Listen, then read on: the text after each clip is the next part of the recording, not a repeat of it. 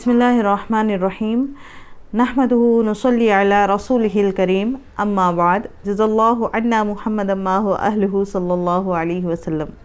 मोहतरम व्यूअर्स, मैं अपने चैनल उम्मे उमर में आप सब का खैर मकदम करती हूँ। उम्मीद है कि आप सब खैर खैरियत से होंगे। जी अल्हम्दुलिल्लाह, बहुत सारी चीज़ों के बारे में हम लोग डिस्कस करते ही रहते हैं हमारे चैनल में।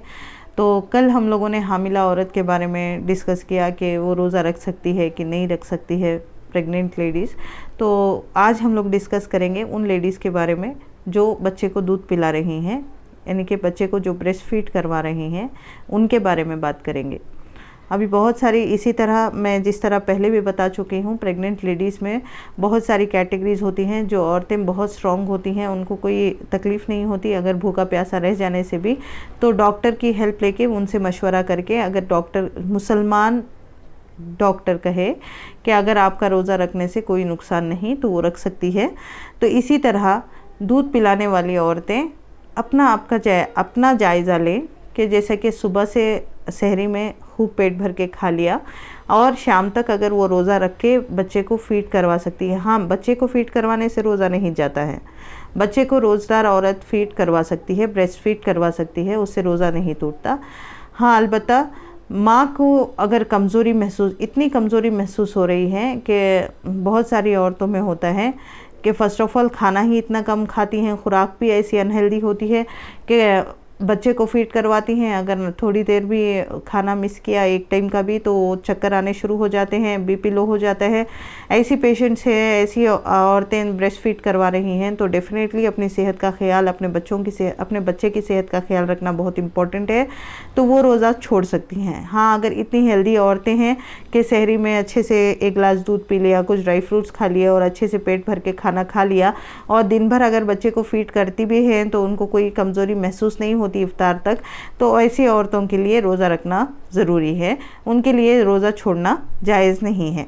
ये एक छूट होती है, लेकिन ये अपना कंडीशन देख लें, आप किस कैटेगरी में आती हैं, तो उस हिसाब से अपना रोज़ा रखना या छोड़ना आप डिसाइड कर सकती हैं। बहुत सारी चीज़ों के बारे में हम लोगों ने डिस्कस किया।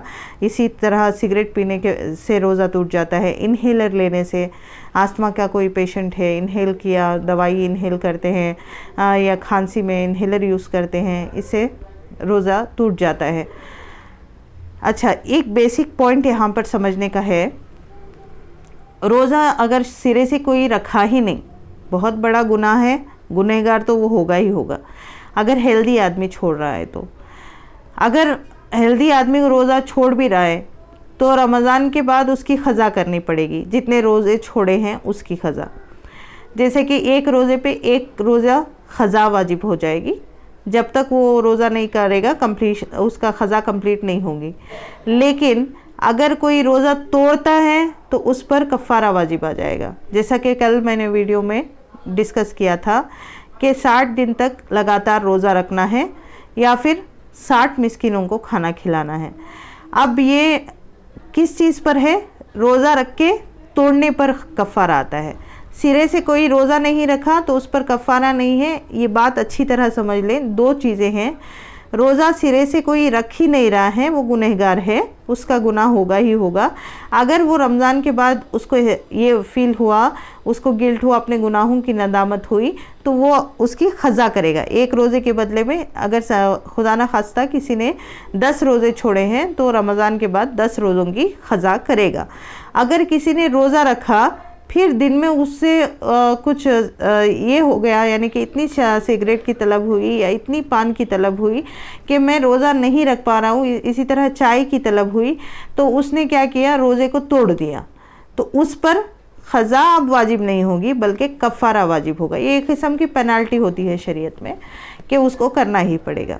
लेकिन चंद वजूहात ऐसे हैं जिससे रोज़ा तोड़ सकता है इंसान।